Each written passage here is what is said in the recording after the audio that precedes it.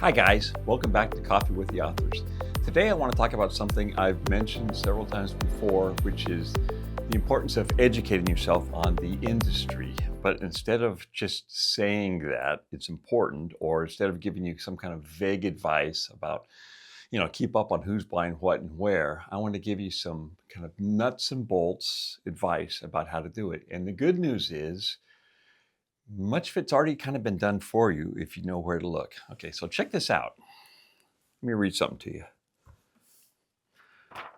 Beverly Horowitz at Delacorte Press has acquired at auction Tell It Once More From Me by Teresa E. Harris. This middle grade novel follows an 11-year-old girl with a learning disability who wonders if she'll ever be able to develop the gift, which for generations has enabled the women in her family to bring stories to life and uplift the people around them.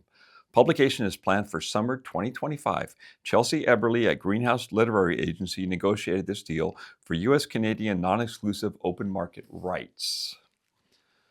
Okay, there's a lot of information there, but once you kind of learn how to break it down and break the code, you'll realize it's super useful. So first of all, where do you find this? This is available free in Publishers Weekly has two different newsletters. I think it's Children's Bookshelf and then the PW newsletter, or PW Daily, which comes out maybe 3 times a week.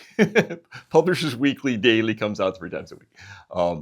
And both of these have a little section they call Rights Report, which gives you what I just read for maybe 10 or 20 books per week. It's just all the deals. And when you get a book deal, once it's a done deal and you've worked on a book for a while with your editor and it's kind of time to announce it, you get with your agent and you put together one of these things and they publish it in Publishers Weekly. Also, Publishers Marketplace has the almost exact same thing. And this is kind of the official publication. Then you can cut that out, cut and paste it into a social media post and kind of tell the whole world what's going on. So subscribe to the PW newsletters. Again, so Wendelin and I mostly write within the kind of children's field, which really is anything from picture book up through upper YA. They're all considered to be children's books. Children's Bookshelf is the one we use, but again, in the rights reports, also in the regular newsletter. The point is, these things are all there and all this information is gold. So let's take a look at this again and kind of break it down, okay? First word, Beverly Horowitz. That is the editor. That's generally the acquiring editor at Delacorte Press. That is the imprint that bought this particular manuscript, has acquired at auction, tells you how they bought it. Tell It Once More From Me, the title, by Teresa Harris, the author. The middle grade novel, and then follows an 11-year-old girl, so on and so forth. That is the pitch for the book, which tells you about the book, which is actually important. Publication is planned for summer 2025.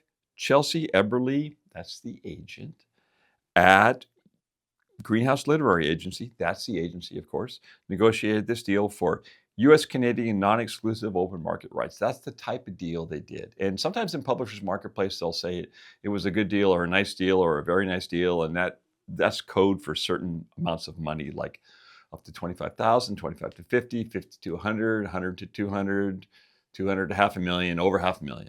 They have these little code words they use for that, if it matters.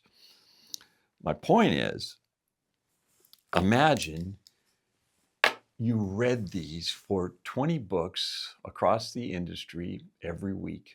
You don't have to necessarily take notes and write it all down or anything. Just read it, kind of immerse yourself in it, and your brain will assimilate this knowledge. And if you find somebody who has written a book and you think, wow, that book is a lot like my book. I'm writing a YA fantasy about a badass girl who blah, blah, blah, blah, blah. And this is a YA fantasy about a badass female character who blah, blah, blah, blah, blah. Okay, so somebody who represented that work might be interested in representing my work, or somebody who acquired that work for a publisher might be interested in acquiring my work, or somebody who edited it might be interested in editing my work, so on and so forth. You get the idea. So then you kind of keep track of these things, and then you actually know who's buying what. Also, in just broader terms, it lets you know who's buying what. Like these days, for example, if you're paying attention, um, at least, especially in the kidlit field, probably over half of the stuff that's being bought or sold is somewhere under the broad umbrella of fantasy or romantasy, and the other ones are kind of rom-comish, or they're maybe having to do with current social issues. I mean, if you just pay attention, you kind of know what's currently selling. I'm not saying write to the market. In fact, I'm kind of the opposite. I think you write what your heart tells you to write, and then you do a really smart job of selling it into the existing market, which is different than writing to the market. If you write to the market, the problem is, A, you're going to be about 4 years behind the curve, as we've talked about before. Chasing the trend just doesn't work because the whole process takes so long. And B, you're writing about something that you don't really have a burning passion about, and that lack of passion will show to the editor or the agent, who are professionals at kind of sussing out when your heart's not in it. But if you read these things every week, for each one of these things, they give you the following: the editor, the imprint, how it was acquired, the title, the author, the book pitch, which is really important, the agent, which is really important, the agency, again, which is important, and if you care, the type of deal. It's free. Sign up for this newsletter, read it every single week, and when you get something or come across something that you think, oh, this book is kind of like my book, so this particular editor might be a good shot for me, or this particular agent might be a good shot for me, make a note of it.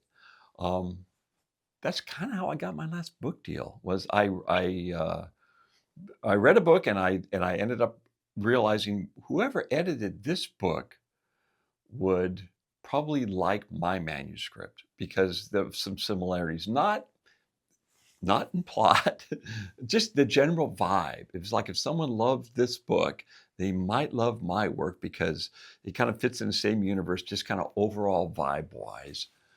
And that actually worked out for me. So this is one really good way of paying attention to the industry and knowing what's going on. Also, when you realize after seeing an agent's name 3 or 4 times that they tend to acquire work like yours, great. Follow them on social media. Maybe they have a manuscript wish list. Maybe you can see what's going on with them. Maybe they're open to queries. Maybe they're close to queries for now, but they're going to open up at the beginning of next year. Make a note of that. And then there you are, maybe not on New Year's Eve, but there you are on January 5th or something with, a really well-written, polished query and a perfectly polished opening chapter for your new work. So paying attention to this stuff can be super, super helpful, and it's free. So there it is. And if you want to write with an eye towards publication, it's a no-brainer. Absolutely pay attention to this stuff. All right, good luck. Thanks. Keep writing.